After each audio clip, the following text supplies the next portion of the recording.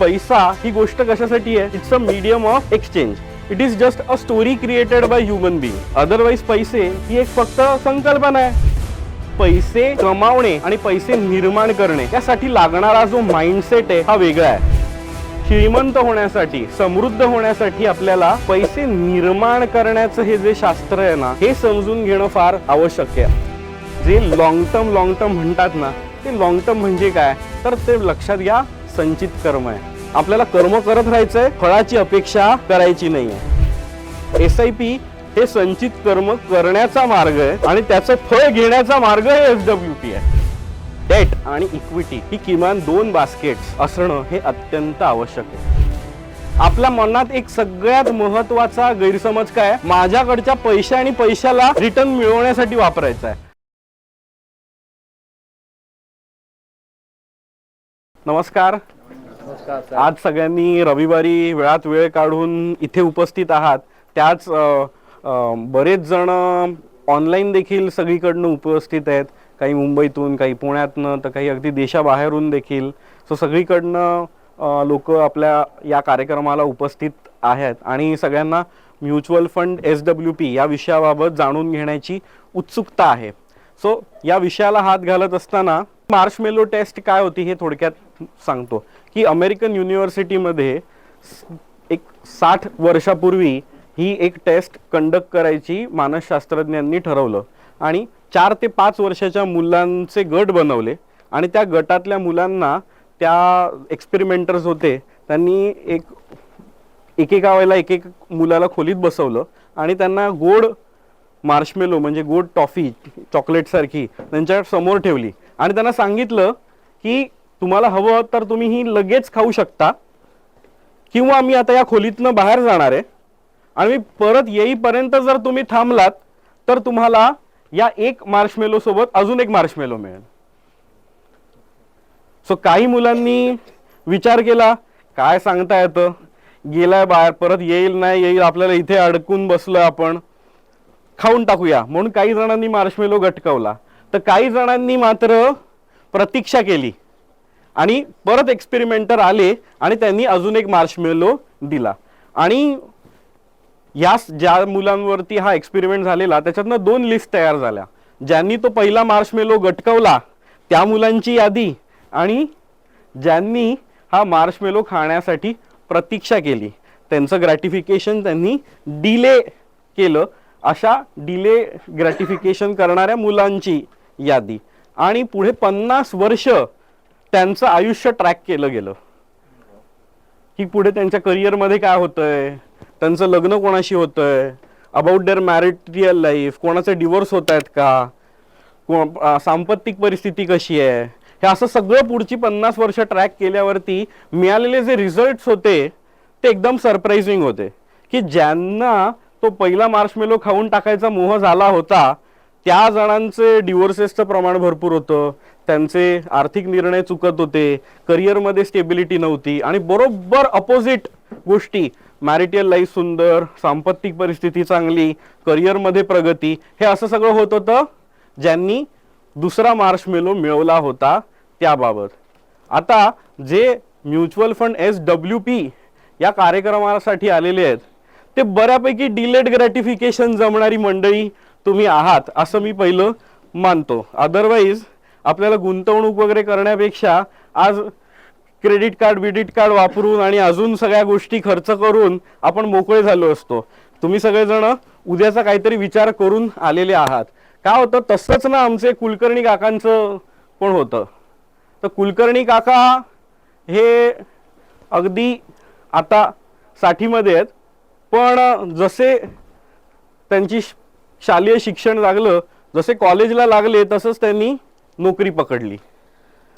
नोकरी करता करता त्यांनी कॉलेजचं शिक्षण केलं आणि मग त्यांना पैसे वाचवण्याची आवड निर्माण झाली. आणि कोणीतरी सांगितलं की हे पैसे वाचवलेले ना पोस्टात ठेव, आणि त्यांनी ते पोस्टात ठेवले आणि त्या काळात त्यांना 13% व्याज होतं. सो त्यांना गंमत वाटायला लागली की जे माझे पैसे वाचवतोय आणि ते मी पोस्टात ठेवले तरी सुद्धा 13% त्यावर व्याज मिळतंय. सो त्यांचे पोस्टामधल्या ठेवी हळूहळू वाढत गेल्या. पुढे ग्रॅज्युएशन झालं, पदोन्नती झाली, त्यांचं देखील लग्न झालं, कोणीतरी त्यांना सांगितलं आता पीपीएफ अकाउंट सुरू कर, त्यांनी पीपीएफ अकाउंट सुरू केला, त्यावरती पण त्यांना काही वर्ष थांबा, मग टॅक्स बेनिफिट आणि असं सगळं करत त्यांनी त्यामध्ये देखील ठेवी सुरू केल्या. पुढे जाऊन त्यांना जाणवलं की अरे पीपीएफ मध्ये एवढीच लिमिट आहे, याच्या पलीकडे मला नाही ठेवता येत. मग ते बँक एफडी करायला लागले. बँक एफडी मध्ये सुद्धा त्यावेळेला त्यांना 11-11.5% व्याज मिळत होतं. कुलकर्णी काका खुश होते, तर त्यामध्ये देखील त्यांनी पैसे साठवायला सुरुवात केली. पुढे झालं असं की त्यांची 45-50 जशी आली तसं त्यांना लक्षात आलं की व्याजदर आता 2 डिजिट मधनं सिंगल डिजिट मध्ये यायला लागलेत. 9-9.5%, 8, परत कुठेतरी 9.25, परत 8.25 असा जर्नी सुरू झाला. तर कुलकर्णी काका तर स्मार्ट होते. कुलकर्णी काकांनी लगेच गाडी वळवली आणि थोड्या थोड्या म्युच्युअल फंड गुंतवणुका करायला लागले. रिटायरमेंटच्या 5-1 वर्ष आधीच त्यांनी म्युच्युअल फंड गुंतवणुका सुरू केलेल्या. जशी त्यांची रिटायरमेंट आली त्यांनी बऱ्यापैकी गुंतवणुका म्युच्युअल फंडामध्ये पण केल्या. आता कुलकर्णी काकांची मुलं फॉरेनमध्ये सेटल्ड आहेत, मस्त सुंदर आयुष्य मुलं पण जगतायत. झालं असं की मध्यंतरी कुलकर्णी काकांच्या घरी जाणं झालं पोर्टफोलिओ डिस्कशन्स आणि ह्याच्यामध्ये. सांगायला मला आनंद वाटेल, कुलकर्णी काकांचा पोर्टफोलिओ 1,80,00,000 झालेला आहे आता. पण बघतोय तर काय, कुलकर्णी काकांनी लाईट्स वगैरे एकदम डीम लावून ठेवले, इलेक्ट्रिसिटी बिल कसं कमी येईल यासाठी. दोघही जण मिळून, मला एक पाण्याची दोघही जण मिळून असं आयुष्य साधारण जगतायत की काटकसर कशी करता येईल.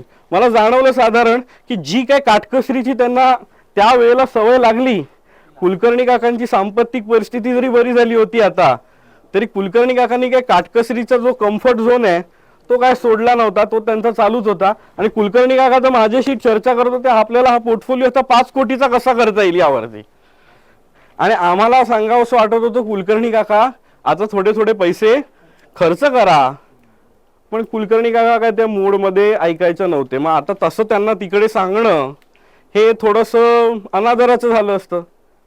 काय होतंय ना, आजकाल असे कुलकर्णी काका आम्हाला दर दुसऱ्या दिवशी भेटायला लागलेत. असे आपल्या कार्यक्रमात देखील अनेक कुलकर्णी काका आज आलेले आहेत.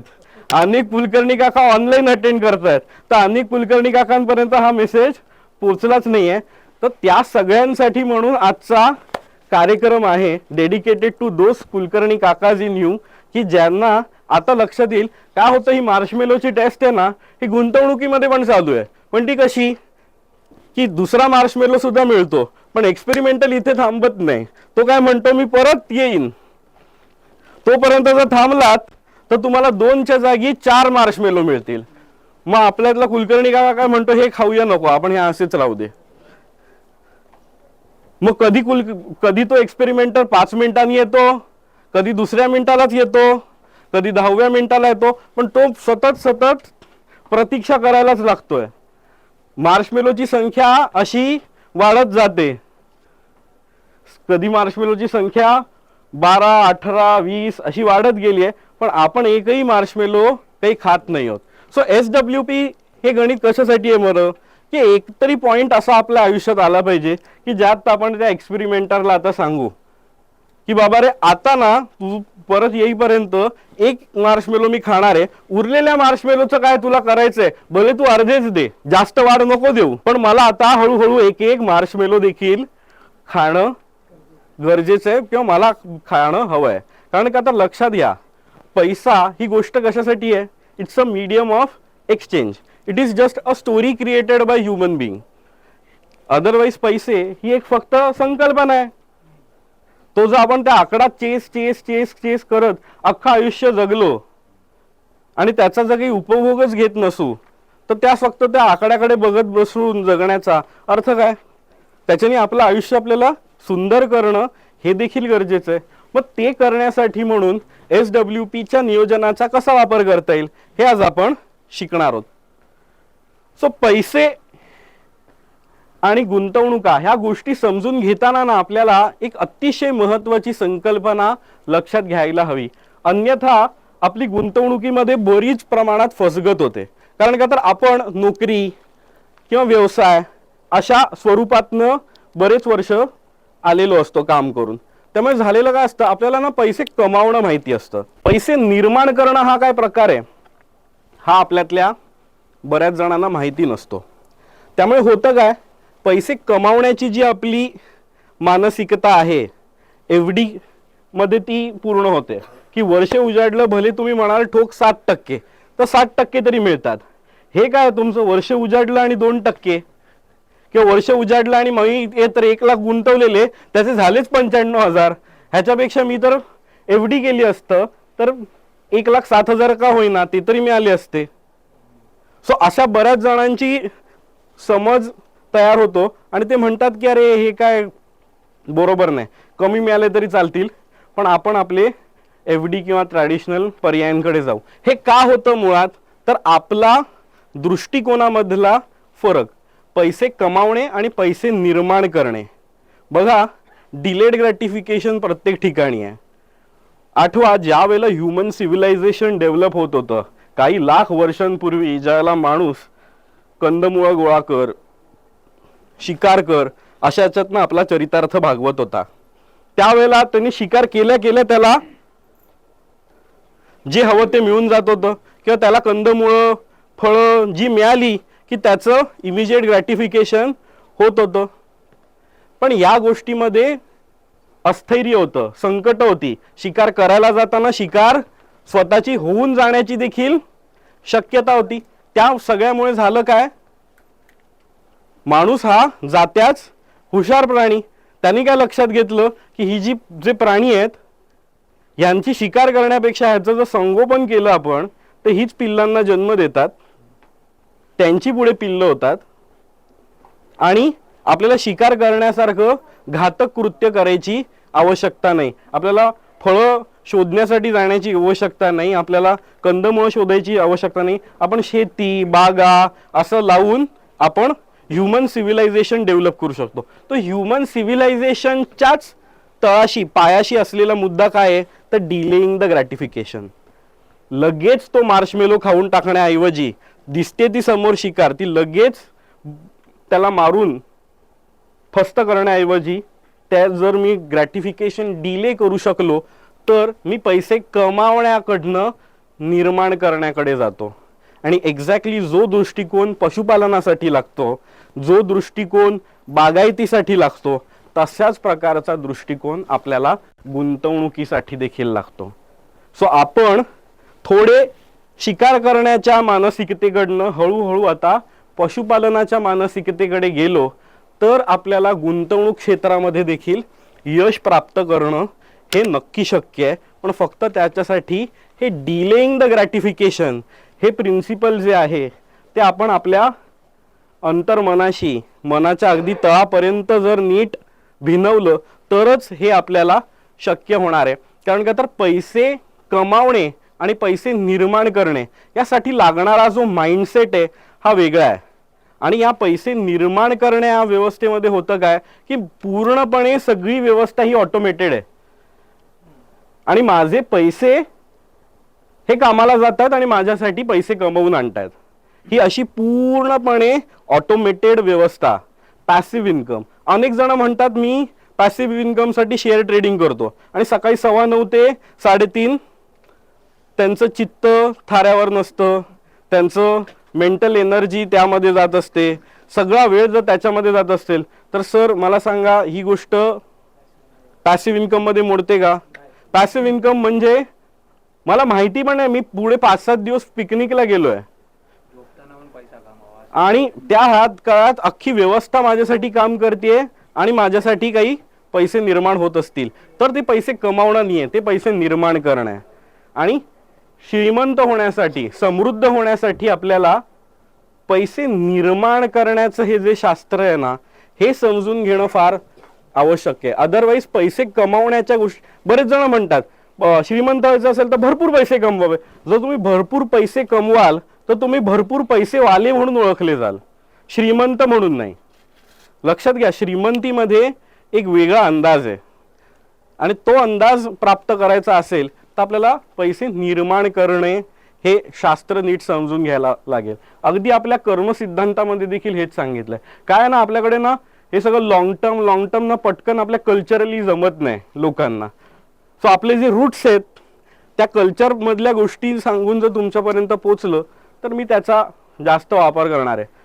भगवद्गीतेमध्ये सांगितलेला कर्मसिद्धांताप्रमाणे कर्माचे 3 प्रकार आहेत. आज आपण 2च प्रकार बघूया. एक म्हणजे क्रियमाण कर्म आणि दुसरं म्हणजे संचित कर्म. क्रियमाण कर्म म्हणजे काय, मी जे कर्म मी केलं आणि लगेच मला त्याचं फळ प्राप्त झालं. एखाद्या मजदुरांनी दिवसभर काम केलं आणि त्यांनी त्याची मजदुरी घेतली, घरी गेला, क्रियमाण कर्म आहे. भात शेती, महिना 2-3 महिने काम केलं, मिळालं पीक, क्रियमाण कर्म आहे. पण आंब्याचं झाड लावतोय तुम्ही, मशागत घेताय, एका वर्षात आंबा मिळेल, दुसऱ्या वर्षात मिळेल. काही वर्ष आपल्याला फक्त त्या झाडाचं संगोपनच करायचंय. स्टील प्लांट काय आहे, क्रियमाण कर्म नाही आहे, संचित कर्म आहे. की तो फॅक्टरी ओनर जागा विकत घेतोय, कामगारांना आणतोय, इलेक्ट्रिसिटी लावतोय, मशिनरी लावतोय, काम करतोय, वर्ष उजाडतं, दुसरं वर्ष उजाडतं, तिसरं वर्ष उजाडतं, तरी स्टीलची साधी एक सळई सुद्धा बाहेर पडत नाही. पण 4-5 वर्षानंतर पूर्ण प्लांट सुसज्ज तयार झाल्यावरती मग तो एका सळईवरती थांबत नाही. मग मोठे कंटेनरचा कंटेनर भरून स्टील डिस्पॅच करायला बाहेर पडू शकतं, इतकी मोठी कॅपॅसिटी तयार होते. पण त्याच्यासाठी त्याला 4 ते 5 वर्ष थांबावं लागतं, त्याला संचित कर्म करावं लागतं. काय झालेलं असतं माहिती, आपण नोकरी करण्याच्या प्रवासात किंवा जर कोणी व्यवसाय करतोय, कोणी एजंट म्हणून काम करतोय, त्याला जे ठरले त्याच्यात 10%, 5%, 20% जे केले त्यांनी काम केलं, त्याला ते पैसे मिळून जातात. तर त्याला क्रियमाण कर्माची चव जी आहे ती डेव्हलप झालेली आहे, संचित कर्माची टेस्ट डेव्हलप झाली नाही. आणि मित्रांनो, आपल्याला जर गुंतवणूक क्षेत्रात यशस्वी व्हायचं असेल तर जे लॉंग टर्म म्हणतात ना, ते लॉंग टर्म म्हणजे काय, तर ते लक्षात घ्या, संचित कर्म आहे. आपल्याला कर्म करत राहायचंय, फळाची अपेक्षा करायची नाहीये. जर फळाची अपेक्षा आपण करू तर होईल काय, आपल्या फळाची क्वालिटी खराब होईल. कारण का, तर आपण आपल्या कर्मामध्ये जे वेळ घालवला पाहिजे तो घालवणार नाही. कर्माची क्वालिटी खराब, फळाची क्वालिटी खराब. सो म्हणून भगवंत काय सांगतात, श्रीकृष्ण, कर्मण्येवाधिकारस्ते मा फलेषु कदाचन. गुंतवणुकीमध्ये सुद्धा तेच आहे की तुम्ही तुमचं गुंतवणुकीचं जे निहित कर्म आहे ते करत राहा. काही वर्ष प्रतीक्षा करायची जर तयारी ठेवलीत तरच तुम्हाला गुंतवणुकीच्या प्रवासामध्ये यश प्राप्त करता येणार आहे. आता अनेक जण मला विचारतात की ते SWP करू का SIP करू. अनेकांचा बेसिक या कन्सेप्ट मध्येच बराच घोळ होतो.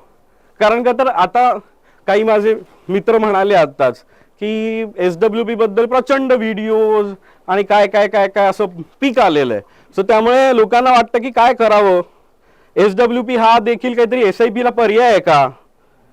तर लक्षात घ्या, SIP हे संचित कर्म करण्याचा मार्ग आहे आणि त्याचं फळ घेण्याचा मार्ग हे SWP आहे. सो SIP ही करत राहायचे ज्यांना अजून कमाई ते वर्ष बाकी आहेत.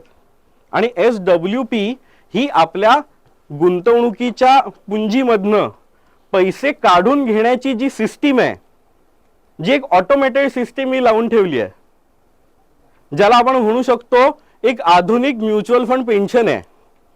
किंवा या विड्रॉवलच्या सिस्टीम मधनं वेगवेगळ्या गोष्टींसाठी त्याचा कुशलतेने वापर करता येऊ शकतो. त्या व्यवस्थेचं नाव आहे सिस्टमॅटिक विड्रॉवल प्लान आणि SIP म्हणजे सिस्टमॅटिक इन्व्हेस्टमेंट प्लान.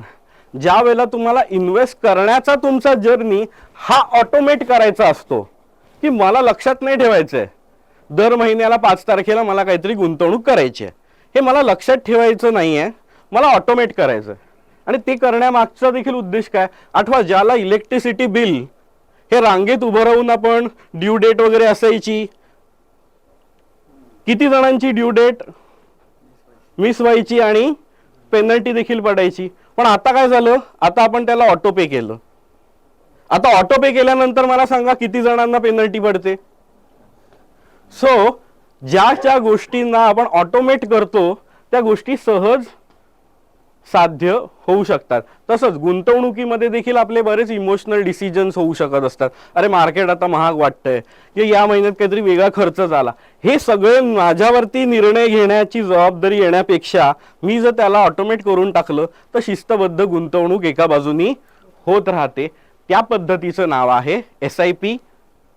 आणि ही SIP करायची का, तर कधी ना कधी हा गुंतवणुकीमधनं जे प्राप्त होणार आहे त्याचा मला आनंद घ्यायचा आहे, मला माझं आयुष्य सुंदररित्या जगायचं आहे, मला एक समृद्ध छान आयुष्य जगण्यासाठी म्हणून त्याचा वापर करण्यासाठी म्हणून SWP हा मुद्दा आहे. आतापर्यंत सगळं क्लिअर आहे? हो, चला आता आपण जरा पहिलीतनं दुसरीमध्ये जाऊया.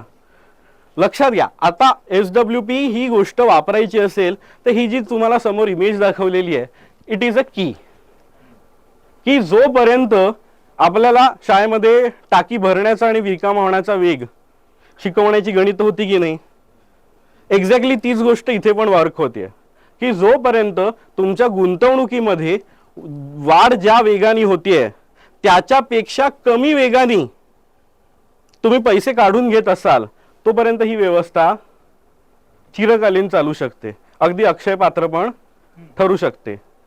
पण जर आपण गुंतवणुकीचा वाढीचा वेग आहे त्यापेक्षाही पैसे काढून घेण्याचा वेग वाढवला तर काय होईल, तर गुंतवणुकीमधची रक्कम कमी कमी देखील होऊ शकते. सो म्हणून द बेस लाईन इज गुंतवणुकीमध्ये आपल्याला ही जी आपलीला टँक आहे हा भरता राहील, ह्यापेक्षा कमी स्पीडनी मी पैसे एक सिस्टमॅटिकली काढून घेत जाईन. मला लक्षात ठेवायची गरज नको दर महिन्याच्या 2 तारखेला 5 तारखेला जशी मला पगार यायची सवय होती, जशी मला पेन्शन येते, तशी एक रक्कम म्युच्युअल फंडाच्या ठेवींमधनं देखील ऑटोमॅटिकली क्रेडिट होऊन मला मेसेज येतो आणि मी खर्च करू शकतो. त्या व्यवस्थेचं नाव आहे SWP. आता आपण दुसरीतनं जरा अजून तिसरीत जाऊया. आता ही व्यवस्था कशी वापरावी ह्याबद्दल कोणीच बोलत नाही. सगळे ते मोहाचा आविष्कार दाखवून इतके टक्के रिटर्न, मग त्या ह्याच्यामधनं तुम्ही बघा SWP घेऊन गेलात सो मग तरी सुद्धा इतके पैसे वाढतील, हा सगळा जो मोहाचा खेळ चालवला जातो त्यापेक्षाही तुम्ही समजून घ्या जसं एखादी केमिकल फॅक्टरी रन होते त्याच्यामध्ये 2 टँक असतात, एक कूलिंग टँक असतो आणि एक जो ऍक्च्युअल केमिकल रिॲक्शन होऊन केमिकल तयार होण्याचा जो चालू असतो तो हॉट टँक, तो केमिकल रिॲक्शन टँक, असे 2 टँक असतात. लक्षात घ्या SWP ही गोष्ट रन करण्यासाठी म्हणून तुमच्या अख्ख्याच्या अख्ख्या पोर्टफोलिओला SWP लावून टाकली, हे अशा प्रकारचे आचरट उद्योग करून आपण खूप मोठ्या प्रमाणात नुकसान करू शकतो. सगळ्यात महत्त्वाचं आपण लक्षात घेतलं पाहिजे, माझ्याकडच्या 100 रुपयाला मी नाव दिलं पाहिजे की ह्याच्यामधली इतके पैसे हे मेडिकल इमर्जन्सीसाठी आहेत, इतके पैसे हे माझ्या मुलांच्या शिक्षणासाठी का लग्नासाठी, की जे कुठले माझे लाईफ गोल्स बाकी आहेत त्याच्यासाठी आहेत. आणि हे पार पडल्यानंतर मला दर महिन्या पेन्शन मिळावी किंवा सारखी SWP मिळावी किंवा ज्या पर्पजनी मला SWP काढायची त्यासाठी एक कॉर्पस आपण राखून घेतला पाहिजे. त्या 100 रुपयातले 30 रुपये 50 रुपये 70 रुपये व्हॉट एव्हर माइट बी, पण तो आखून घेतला पाहिजे आणि त्यावरती SWPचं नियोजन केलं पाहिजे. पहिला मुद्दा क्लिअर आहे. आता ते SWPचं नियोजन करत असताना देखील अनेक जण करतात काय, एकाच फंडामध्ये ते पैसे टाकतात आणि त्यामधनं विड्रॉवल घ्यायला सुरुवात करतात. माझ्या मते हे अतिशय चुकीचं नियोजन आहे. जर फायनान्शियल प्लॅनिंगच्या नियमाप्रमाणे जर ह्या सगळ्याकडे आपण बघणार असू तर त्यामध्ये डेट आणि इक्विटी ही किमान 2 बास्केट्स असणं हे अत्यंत आवश्यक आहे. आता तुम्ही म्हणाल डेट तर काय रिटर्न नाही देत, डेट काय FD केलं असतं आम्ही, FD पेक्षा डेटमध्ये काय फरक आहे, पण लक्षात घ्या खूप मोठा फरक आहे. आणि आर्थिक तजवीज गुंतवणूक SWP जर आपल्याला समजून घ्यायचं असेल तर आपल्यासाठी डेट हा ॲस्पेक्ट समजून घेणं लक्षात घ्या अतिशय महत्त्वाचं आहे.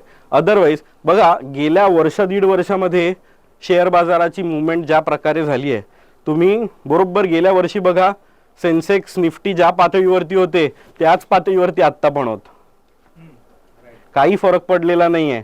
पण वर्षभराच्या काळामध्ये उलट आपण 8-10% खालती जाऊन परत त्याच पातळीवरती आलेलो आहोत. जर इक्विटी फंडमधनंच आपली SWP जात असेल तर होईल काय, आपली या खालच्या व्हॅल्युएशन्स वरती पैसे बाहेर पडत राहतील, हो की नाही. सो हे होऊ नये म्हणून आपल्याकडे डेट बास्केट असलं पाहिजे जे ॲटलिस्ट 1.5 ते 2 वर्ष म्हणजे तुमची 18 ते 24 महिने SWP रन होईल इतके पैसे हे डेट बास्केटमध्ये असले पाहिजेत. म्हणजे काय, जर माझी SWP ही 20,000ची असेल तर 20,000चे 12 म्हणजे झाले किती, 2,40,000, 4,80,000, 4.5 लाख ते 5 लाख तरी माझ्या डेट फंडामध्ये असले पाहिजेत, जेणेकरून त्या डेट फंडामधनं SWP सुरळीत दर महिन्याला जात राहील. पुढची 2 वर्ष तरी SWP जाण्यासाठी म्हणून माझ्या इक्विटी बास्केट, जे केमिकल बास्केट आहे, जे हॉट टँक आहे, जिथे कंपाऊंडिंग चालू आहे, जिथे पैसे निर्माण होत आहेत, त्या बास्केटमधनं मला पैसे काढायची वेळ घेता कामा नये. म्हणून त्या कूलिंग टँकमधनं डिस्पॅच करायचं. तुम्ही केमिकल प्लांटमध्ये त्या गरम केमिकलला डायरेक्ट डिस्पॅच करता का, की डायरेक्ट बॉटलिंगला चाललं, जळून जातील ना बाटल्या. हॉट टँकमधनं थोडं केमिकल कूलिंग टँकमध्ये जातं, ते कूल होतं आणि मग डिस्पॅचला बाहेर पडतं. एक्झॅक्टली तशाच प्रकारे आपल्याला 2 वर्ष जर मिळत असतील तर कधीतरी बाजार आपल्याला चांगल्या प्रकारे व्हॅल्युएशन्स देत असतं. आता हे व्हॅल्युएशन्स चांगले आहेत का वाईट आहेत हे ओळखण्यासाठी म्हणून आर्थिक नियोजनकारांकडे स्केल्स आहेत. अगदी त्याच्यातले बऱ्याच स्केल्स आहेत. त्यातली एक साधी सोपी स्केल एक्सप्लेन करतो, which is P ratio, price to earning ratio. हा साधारण भारतीय शेअर बाजारामध्ये 24 ते 25चा जो पी रेशो मानला जातो, इट इज ॲव्हरेज. या 24 ते 25च्या पल्ल्यावर ज्या वेळेला शेअर बाजार आहे त्यावेळेला जर मी पुढच्या 18 महिन्याची 20 महिन्याची SWPची तजवीज एकदाच करून ठेवली तर मला सतत इक्विटी मार्केटमधनं डिस्टर्ब करून त्या हॉट टँक मधलं कंपाऊंडिंग डिस्टर्ब करायची गरज नाही. I can keep that in cooling tank आणि कूलिंग टँक मधनं दर महिन्याला मला पैसे जातात. मग मे बी मार्केट परत 24-25च्या पी वरती जाण्याची संधी 12 महिन्यात मिळेल, 18 महिन्यांनी मिळेल, पण माझ्याकडे प्रतीक्षा करता येऊ शकते. मग हळूहळू काय होईल, हा कूलिंग टँक कमी होईल, हा कूलिंग टँक संपेल, पण मग मला इक्विटी मधनं पुन्हा डेट बास्केटमध्ये जाण्यासाठी ऑप्शन राहील. पण तो जाण्यासाठी माझ्या हातात 18 ते 24 महिने हा तुमच्या फायनान्शियल प्लॅनरला एक स्कोप तरी मिळतो ना, की ह्या मधला साइजेबल पोर्शन इक्विटी मधनं काढून डेटमध्ये करी टाकायचा. आता हे झालं बेसिक लेवल. आता ह्याच्याहूनही जर आयडियल लेवलवरती जर मला SWPचं माझं बास्केट चालवायचं असेल तर मी काय करीन, याच 2 टँकला जोडून मी अजून एक टँक क्रिएट करीन, which will be equity opportunity debt basket. म्हणजे 18 ते 20 महिन्याचे डेटमध्ये पैसे मी का ठेवलेत, SWP जाण्यासाठी. पण 2 ते 3 वर्षामध्ये मार्केट कधीतरी धडामधुडूम पडतं, शेअर बाजारचा सेन्सेक्स लाल होतो, सगळीकडे अशी बोंब होते की आता काय खरं नाही बाबा, सगळेजण अतिशय निगेटिव्ह चर्चा करायला लागलेले असतात. लक्षात घ्या, त्याच वेळेला जी गुंतवणूक शेअर बाजार संलग्न होत असते त्यावरती जो मिळालेला रिटर्न असतो त्यामधनंच वेल्थ क्रिएशन होत असते, त्यामधनंच या हॉट टँकमधनं सगळ्यात जास्त वेल्थ क्रिएट होणार आहे, हो की नाही. होतं काय, ज्या ज्या वेळेला अशी संधी येते ना त्यावेळेला आपल्या हातात नेमके पैसे नसतात, हो की नाही. ज्या वेळेला अशा प्रकारची परिस्थिती होते, आठवा कोविड सारखा काळ, अशीच परिस्थिती आलेली. कोविड सारख्या काळामध्ये पुढे जाऊन मला 6 महिने पुरेसे पैसे माझ्याकडे आहेत की नाही आहेत ह्याचीच तजवीज हातात नसताना शेअर बाजारामध्ये त्या वेळेच्या ह्याच्यामध्ये गुंतवणुका करायला जाणारे लोक किती होते, खूपच कमी. सो जर मी एक तिसरं बास्केट पण तयार केलं की जर 24-25च्या पी व्हॅल्युएशन वरती मी 18 ते 20 महिन्याच्या SWP ची रचना केली आहे, पण मार्केटमध्ये जेव्हा केव्हा युफोरिया आहे, हेच 27, 28, बऱ्याच वेळेला मार्केट 29च्या पीई वरती पण जातं. कधी ते सांगतो. कोविड काळामध्ये नंतर जे मार्केट वाढायला लागलं आणि 64-65 हजारापर्यंत मार्केट पोहोचलं. आठवतंय? 64-65 हजाराचं मार्केट. त्यावेळेला मार्केटमधला पीई होता साधारण 29. आता सामान्य माणसाला वाटतं 65 हजाराचं मार्केट त्यावेळेचं म्हणजे स्वस्त मार्केट आणि 84,000 85,000चा सेन्सेक्स आत्ताचा म्हणजे महाग. कारण का आता आकडा मोठा कुठला ओळखा. पण हे तर तिसरीतला मुलगा पण करू शकतो ना. ह्याच्यासाठी आपली काय गरज आहे?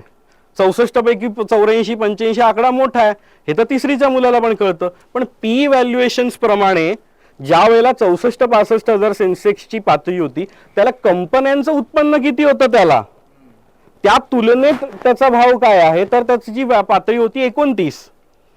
आणि आता जरी 84-85 हजाराचं मार्केट असलं तरी सुद्धा 21-22 लेवल आहे पीईची. सो म्हणून जर तुम्ही गुंतवणूक सल्लागारांना विचाराल तर ते काय म्हणतील, त्यावेळच्या 64-65 हजाराच्या मार्केटपेक्षा आजचं 84 हजाराचं मार्केट हे स्वस्त आहे. पण आपल्याला वाटेल अरे हे काय 64-65 हजार महाग आणि 84-85 हजार स्वस्त. मग हे का आहे हे समजून घेण्यासाठी पीईचं गणित जर आपण समजून घेतलं तर लक्षात येतं. म्हणजे काय तर साधारण लक्षात घ्या, जो माणूस नोकरी करतोय, जो कंपनीला 5 लाख रुपये रेव्हेन्यू आणून देतोय, त्याचा त्यावेळेला समजा पगार असेल 60,000 रुपये. आता तोच माणूस 5 लाखाच्या ऐवजी 20 लाख आणायला लागला तर त्याचा पगार 60,000 राहील का? त्याची कॅपेबिलिटी वाढली तर त्या प्रमाणात त्याचा पगार पण वाढेल. सो त्याचा पगार स्वस्त आहे की महाग आहे हे पळण्यासाठी हा किती रुपये कंपनीला कमवून आणतोय हे समजून घेतलं पाहिजे ना. आपण जर म्हणून अरे 60 पेक्षा तुला 80,000 पगार मिळतो पण मी आता 5 पट जास्त परफॉर्म करतोय आणि मला फक्त 25 ते 30% हाईक मिळाली आहे, मग तो पगार जस्टिफाईड असतो का? नाही ना. माशाला माणूस स्विच करतो, जातो दुसरीकडे. आता तरी गणित कळलं. तसंच शेअर बाजारामध्ये देखील कधी शेअर बाजार स्वस्त आहे, कधी शेअर बाजार महाग आहे हे समजून घेण्याची काही गृहीतक आहेत, काही गणित आहेत. आणि ही गृहीतक ही काही 2+2=4 अशी नाहीत. ही प्रत्येक वेळेला कालपरत्वे आणि त्यामध्ये असलेल्या गोष्टींपरत्वे त्यामध्ये बराच बदल हा होत असतो. पण एकंदरीत आपण जर ही रचना अशी करून घेतली की ज्यामध्ये जर 3 बास्केट आहेत, की पहिलं बास्केट आहे हे माझं इक्विटीचं, ज्याच्यामध्ये माझ्याकडे 60 ते 70% फंड्स आहेत जे कंपाऊंड होत आहेत, जे कधी माझे समजा हे जे 1 कोटी फंड आहे तर 60 ते 70 लाख माझे इक्विटीमध्ये आहेत. त्या 70 लाखाचे कधी 55 लाख पण होऊन जात आहेत, तर कधी या 70 लाखाचे 85-90 लाखापर्यंत पण जात आहेत. पण माझ्याकडे एक 12 ते 15 लाख रुपये डेट फंडामध्ये आहेत SWPच्या, आणि त्याच्या पलीकडे जाऊन 7 ते 8 किंवा 10 लाख रुपये इक्विटी अपॉर्च्युनिटी घेण्यासाठी म्हणून माझ्याकडे फंडामध्ये आहेत, ज्यावरती मला 6 ते 7% जरी रिटर्न मिळत असला तरी मला चालणार आहे. पण जेव्हा किंवा 2-3 वर्षातनं एकदा 10-15% जास्त मार्केट पडेल त्यावेळेला ते 8-10 लाख रुपये मी परत या हॉट टँकमध्ये टाकणार आहे. ज्यावेळेला हेच 70 लाखाचं गणित तो या हॉट टँकमध्ये जर मी परत त्यावेळेला रिचार्ज करून ठेवून देईन तर त्यावरती मिळणारा रिटर्न अजून चांगला होईल. सो दॅट माझ्या हॉट टँकमध्ये केमिकल रिॲक्शन्स होऊन कंपाऊंडिंग होऊन वाढीची शक्यता अजून वाढेल आणि पुढे ज्या वेळेला परत मला गरज पडेल तशी मी परत त्या व्हॅल्युएशन्स प्रमाणे कमी जास्त करत जाईन. अशा प्रकारे हे आर्थिक नियोजनकाराच्या सल्ल्याने करण्याची गोष्ट आहे. आता ह्याला अजून सोपं उदाहरण देऊन तुम्हाला एक्सप्लेन करतो एअरपोर्टचं. एअरपोर्ट वरती जो हा रनवे आहे जो मी मोठा करून दाखवलेला आहे, हा रनवे म्हणजे आपले डेट फंड्स आहेत. समजा रनवे हा स्पीड देण्यासाठी असतो का? रनवेला जर स्पीड असेल तर विमान त्याच्यावरती लँड होईल का? किंवा त्याच्यावरनं टेक ऑफ करणं शक्य आहे का? नाही. तो डांबरी किंवा सिमेंटचा व्यवस्थित छान कॉन्क्रीटची पट्टी असणं गरजेचं आहे, हो की नाही? तो स्टेबल असणं गरजेचं आहे. तो मायनस मध्ये जातोय वगैरे चालेल का?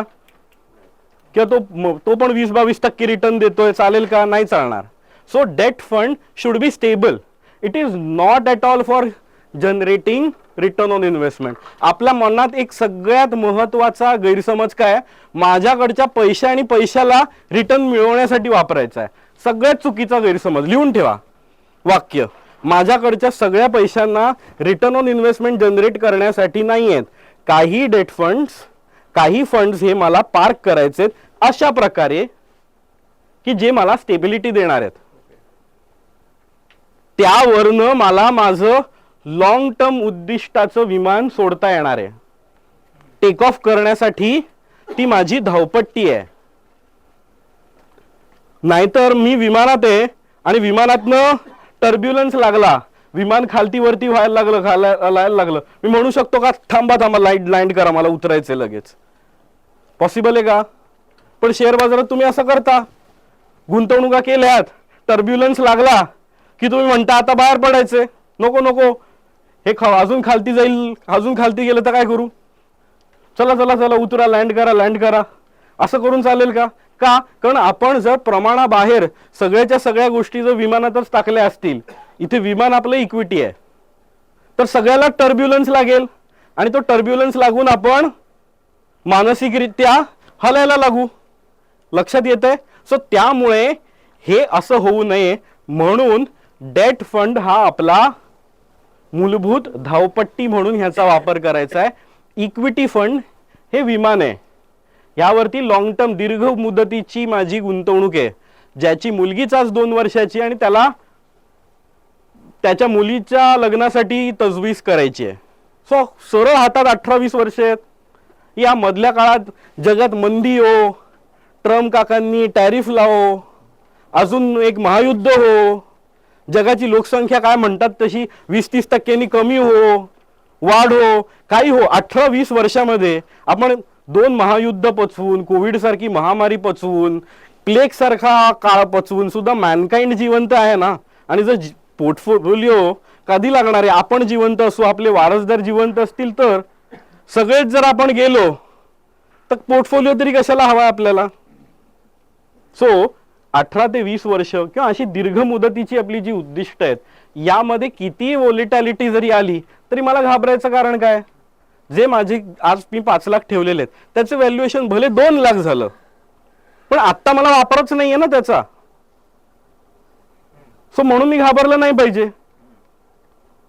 म्हणून आपल्या इन्व्हेस्टमेंटची रचना ही या एअरपोर्ट सारखी झाली पाहिजे की ज्याच्यामध्ये डेट फंड्स देखील असतील, इक्विटी फंड सुद्धा असतील, आणि माझ्याकडच्या कुठल्या पैशाला मला रिटर्न ऑन इन्व्हेस्टमेंटसाठी वापरायचंय आणि कुठल्या पैशाला स्टेबिलिटीसाठी वापरायचंय, हे जर माझं स्पष्ट असेल तर मी गुंतवणुकीच्या गणितामध्ये यशस्वी होऊ शकतो. ह्यालाच मित्रांनो ॲसेट अलोकेशन म्हणतात, की ॲसेट वाईज मला कधी कुठल्या ॲसेटमध्ये किती जायचं आहे याचं बॅलन्सिंग करणं. पण हे जड जड शब्द वापरून एक्सप्लेन केलं तर लक्षात येणार नाही, म्हणून मी तुम्हाला या काही उदाहरणांनी एक्सप्लेन करायचा प्रयत्न करा. आता तुम्ही म्हणाल की बरेच प्रतीक्षालयात लोक बसलेत मोबाईल खेळत, हे काय प्रकार आहे बरं? तर हा तुमचं सेव्हिंग अकाउंट आहे, ही तुमची बँक आहे. लक्षात घ्या, तुमच्या पैशाला ठेवायचं सगळ्यात महागडं ठिकाण कुठलं असेल तर तो एअरपोर्ट आहे. तुम्ही सांगा, एअरपोर्टवरती कॉफी जरी प्यायला गेलात, पाण्याची बाटली विकत घ्यायला लागलात तरी सुद्धा किती रुपयाला पडेल? नाहीतर ते आपल्याला एअरपोर्टवरती असं ते कसं तरी असं असं असं करत पाणी प्यायला लागतं की नाही, ग्लास पण ठेवलेला नसतो. मग ग्लास जरा जरी माणूस म्हणून पाणी प्यायचं असेल मला, तरी मला 150-200 रुपयाची बाटली विकत घ्यावी लागेल. सो एअरपोर्टवरती थांबणं हे किती जास्त महागडं आहे, हो की नाही? हे ऍक्च्युली आपल्या सेव्हिंग बँकेत थांबणं आहे, आणि मोस्ट ऑफ लोक आपल्या पैशाला घेऊन तिथेच थांबून असतात. त्यांना तो आकडा बघून मजा येत असते, पण त्यांना लक्षात येत नाही की आपण किती विमानं सोडून दिली. लक्षात घ्या, जर मला लॉस होत असेल, मी गुंतवणूक केली 1 लाखाची आणि त्याचे 70,000 झाले, तर मला कळतं तरी माझे 30,000 लॉस झालं. तो असं लाल लाल मायनस वगैरे करून पर्सेंट कॅल्क्युलेट असं इथे इथे इथे दुखतं, हो की नाही? पाष्टे मॅडम जोरदार असलेले आहेत. इथे इथे दुखतं की नाही, हो की नाही सांगा. सो काय होतं, आपण इमोशनल असतो आपल्या पैशांबाबत.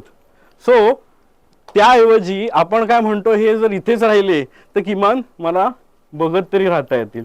पण लक्षात घ्या, जे मायनसमध्ये गेले त्याचं अकाउंटिंग होतं, प्लसमध्ये गेले त्याचं अकाउंटिंग होतं, पण आपण सोडून दिलेल्या ज्या आयुष्यातल्या ऑपॉर्च्युनिटी आहेत ना, त्याचं कोणीच अकाउंटिंग करत नाही. So loss of opportunities are not calculated. आत्तापासून लक्षात काय घ्यायचं आपल्याला, तर या लॉस ऑफ ऑपॉर्च्युनिटीज जर आपण जितक्या अवॉइड करू, तितकं आपलं संपत्ती नियोजन, संपत्ती निर्माण हे व्यवस्थित होऊ शकणार आहे.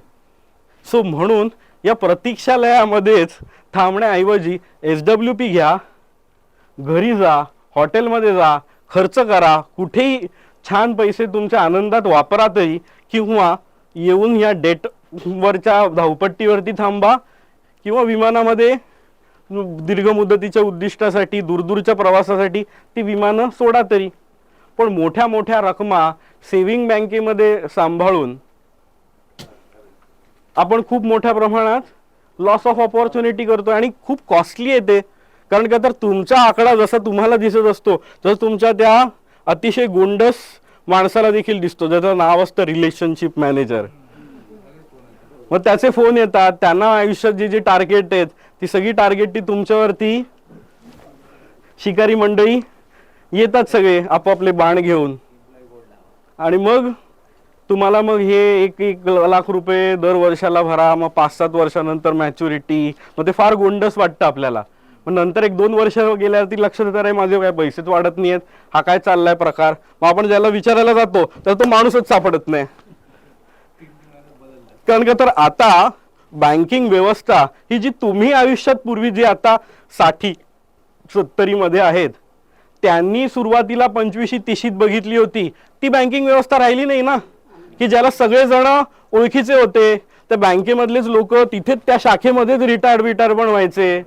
सगळ्यांना सगळ्यांचं माहिती होतं, अच्छा जोशी काकू मुलीचं लग्न आलं ना, हो ती FD मॅच्युरिटीला आली आपली, असं सगळं बोलणारं असं घरगुती वातावरण होतं. ही व्यवस्था आता नाही राहिली ना. आता तिथे कॉर्पोरेट विश्व आहे आणि त्यांना बँकिंग बिझनेसपेक्षा नॉन बँकिंग ऍक्टिव्हिटीजचं प्रेशर जास्त आहे. तुम्ही बँकांची बॅलन्स शीट बघा, year on year non banking activities मधला रेव्हेन्यू वाढत चाललाय. म्हणजे काय, इन्शुरन्स विकून, म्युच्युअल फंड विकून, लोन विकणे त्याच्यात रिस्क आहे, त्याच्यापेक्षा ह्या अशा गोष्टी चिकटवणं हे त्यांना सोपं आहे. आणि ह्यामधनं होतं काय, रॉंग सेलिंग होतं. कारण का त्यांना परत एक तुम्हाला तोंड दाखवण्याची जबाबदारीच नसते. हा किती कम्फर्टेबल डील आहे ना. तुम्ही आज आलेलात, तुम्ही ज्या गोष्टीला म्हणाल त्याला मला हो म्हणायचंय. तुम्ही म्हणाल सर 22% रिटर्न द्याल का, बोलायचं हो. बोलायला मग बाजूचा म्हणाला नाही नाही नाही मला 24% पाहिजेत, बोलले चल तुला पण हो. जेव्हा केव्हा तुम्ही येणार आहात परत, त्याला मी कुठे माझ्या खुर्चीत असणार आहे, जो असेल तो बघेल. मला आता माझं टार्गेट तरी कंप्लीट झालं. अशा प्रकारची जिथे व्यवस्था आहे तिथे जर आपण आपली आयुष्याची गुंतवणुकीची गणितं मांडायला गेलो तर आपली फसगतच होणार आहे.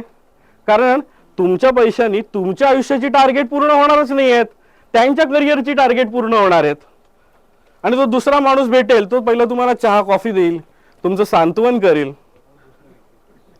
शांत झालात तुम्ही की ड्रॉवर मधनं अजून एक काढेल, बघा तुमचा लॉस झाला तो सगळा भरून काढण्याची माझ्याकडे एक सॉलिड स्कीम आहे.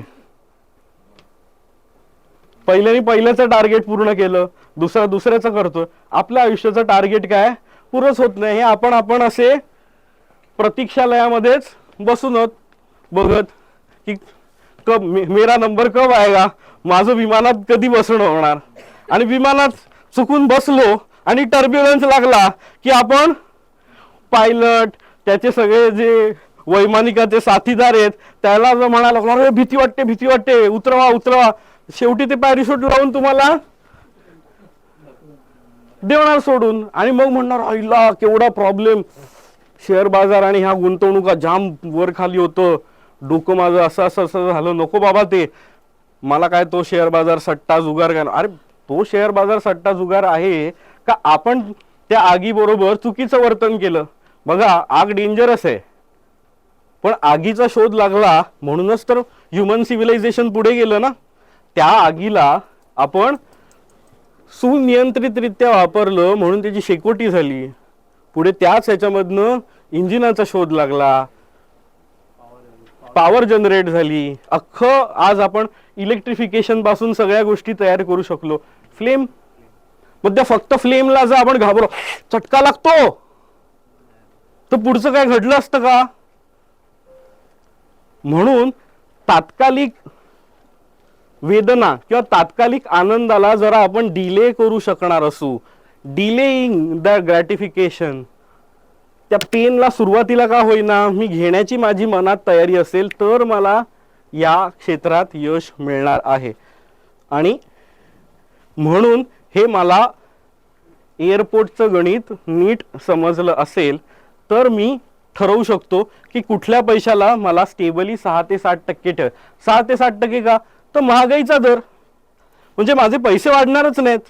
1 लाखाचीच गोष्ट वर्षभरानंतर विकत घ्यायला जर 1,07,000 रुपये लागणार असतील, डेट फंडामधनं माझे तेवढेच होतील. किंवा जर महागाई 5-5.5% राहिली, माझे डेट फंड 5-5.5 होतील. ना कम ना जादा. पैसे वाढवण्याचा हा मार्ग नाही, हा स्टेबल ठेवण्याचा आहे. पण हेच सेव्हिंग गणित, सेव्हिंग अकाउंट मध्ये काय होतं, 1 लाखाचे 1,03,000 होतील वर्षभरात, पण ही गोष्टच विकत घ्यायची 1,06,000ची आहे, मला 3,000 कमीच पडणार. आणि दॅट टू मी जर 30% टॅक्स स्लॅब मध्ये असेल तर ते 3,000 ते पण 1,000 गेले, म्हणजे माझे 1 लाखाचे झाले ते 1,02,000 आणि ती गोष्ट झाली 1,06,000ची. 4,000 शॉर्ट पडले एका वर्षात. आणि हेच जर 10 वर्ष गेली तर हीच रक्कम काही हजारांमध्ये जाते आणि गॅप मोठी होते. आणि म्हणून सिनियर सिटीजन मंडळींना बऱ्याच गोष्टी महाग वाटतात. मग ते बापरे, आमच्या काळात सिनेमाचं तिकीट आणि असं वगैरे काय काय गोष्टी सांगतात आणि सगळे खर्च टाळायला लागतात आणि कुलकर्णी काका इलेक्ट्रिसिटी बिल वाचवून जगायला लागतात, हो की नाही? सो ह्यासाठी मुळात आपल्याला काय समजून घेतलं पाहिजे, पैशाचा वेग काय, स्पीड पैशाला आहे, त्या वेगाला जर समजून घेऊन मला कधी त्याला डेटमध्ये ठेवायचे, कधी त्याची विमानं लांबच्या प्रवासासाठी सोडायचे हे ठरवणं, हे जर नीट ठरवलं तर हे अक्षय पात्र गुंतवणुकीचं होईल. ही सगळी बडबड जी आहे केली, ही सगळ्याला फाटा देऊन SWP करा आणि एक फंड घ्या आणि त्याच्यातनं थेट SWP घ्या असं जर नियोजन कराल तर यात आपण कन्सिडर काय करतोय की दर वर्षी उठून शेअर बाजार वरच जाणार आहे, असं होईल का? असं होणं प्रॅक्टिकली शक्य नाही.